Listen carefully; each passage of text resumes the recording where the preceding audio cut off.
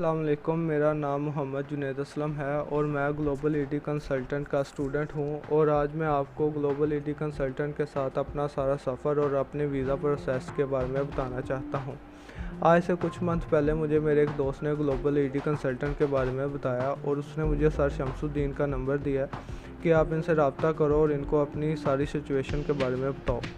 तो मैंने सर को मैसेज किया व्हाट्सएप पे। सर को बोला है सर मैंने आईकॉम किया है और मेरे स्टडी में तकरीबन 5 साल का गैप है।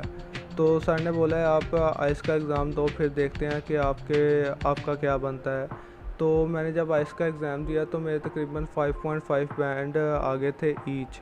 उसके बाद काफ़ी यूनिवर्सिटीज़ में मेरी सीवीज़ को सर ने भेजा पर क्योंकि मेरे स्टडी में गैप बहुत ज़्यादा था इसलिए काफ़ी यूनिवर्सिटी ने मुझे मेरी सीवीज़ को रिजेक्ट कर दिया। उनमें से एक यूनिवर्सिटी थी यूनिवर्सिटी ऑफ लॉ।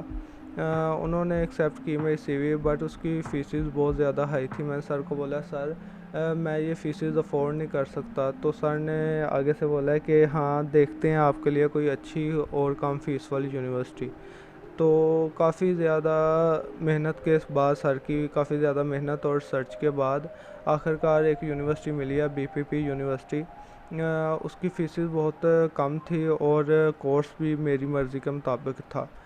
तो उसमें भी मेरा एडमिशन होना बहुत ज़्यादा मुश्किल था क्योंकि मैं उनकी रिक्वायरमेंट्स को पूरा बहुत मुश्किल से कर पा रहा था। अगर मैं किसी और कंसल्टेंट के पास जाता तो उसने मेरे लिए इतनी मेहनत वगैरह नहीं करनी थी। उसने बोलना था नहीं भाई आपका नहीं हो रहा यहाँ पे ना एडमिशन, क्यों कोई इतनी मेहनत करे आपके लिए। तो फिर भी सर ने मेरे लिए बहुत ज़्यादा मेहनत किया, मुझे अपना छोटा भाई समझा और दिन रात को भी अगर उनको ईमेल आता था यूनिवर्सिटी का तो वो उसका रिप्लाई करते थे क्योंकि मैं खुद तो रिप्लाई कर नहीं सकता था। तो आखिरकार मेरा बीपीपी यूनिवर्सिटी में एडमिशन हो गया। तकरीबन यूनिवर्सिटी की फ़ीस, इंश्योरेंस फ़ीस और एम्बेसी फ़ीस वगैरह जमा कराने के तकरीबन 15 वर्किंग डेज़ के अंदर अंदर मेरा वीज़ा लग के आ गया था। तो अगर मैं किसी और कंसल्टेंट के पास जाता तो उसने मेरा वीज़ा तो शायद लगवा ही देता, पर किसी ऐसी यूनिवर्सिटी में उसने मेरा वीज़ा लगवा देना था कि जिसमें मतलब मैं सर्वाइव नहीं कर सकता था और उसकी फ़ीस बहुत ज़्यादा हाई होनी थी, स्टडी बहुत मुश्किल होनी थी।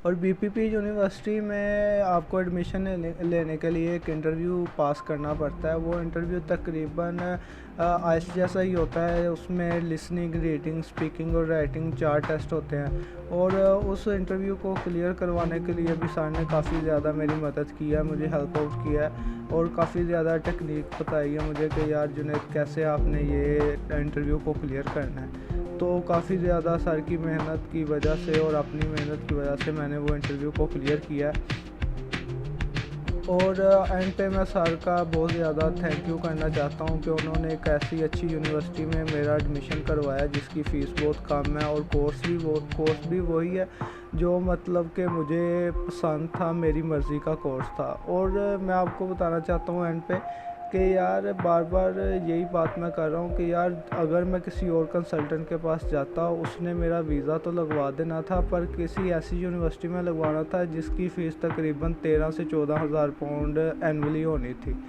तो इतनी ज़्यादा फ़ीस के साथ आप सर्वाइव नहीं कर सकते यूके में, जहाँ तक मेरा अंदाज़ा है कि यार आप 2000 तकरीबन मैंने कैलकुलेशन किया 2000 पाउंड आपका एक्सपेंस आ जाएगा मंथली। तो इतनी पे लगेगी नहीं आपकी सैलरी। तो मैं 1-2 कंसल्टेंट के पास गया भी था, उन्होंने भी मुझे यही बोला कि भाई आपकी अगर हमने एडमिशन करवाया भी तो ऐसी यूनिवर्सिटी में होगा जिसकी फ़ीस कम से कम 13,000 पाउंड या 14,000 पाउंड होगी। तो इसलिए मैं सर का बार बार थैंक यू शुक्रिया अदा करना चाहता हूँ कि सर आपका बहुत ज़्यादा शुक्रिया, आपने मेरे लिए इतनी हार्ड वर्क किया है, इतनी एफ़र्ट की है।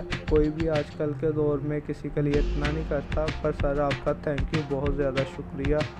और सर रेहान का भी शुक्रिया जो उन्होंने मुझे आइल्स की तैयारी करवाई है। तकरीबन 20 दिनों में सर रेहान ने मुझे आइल्स की तैयारी करवा दी थी और मेरे 5.5 ईच बैंड आ गए थे।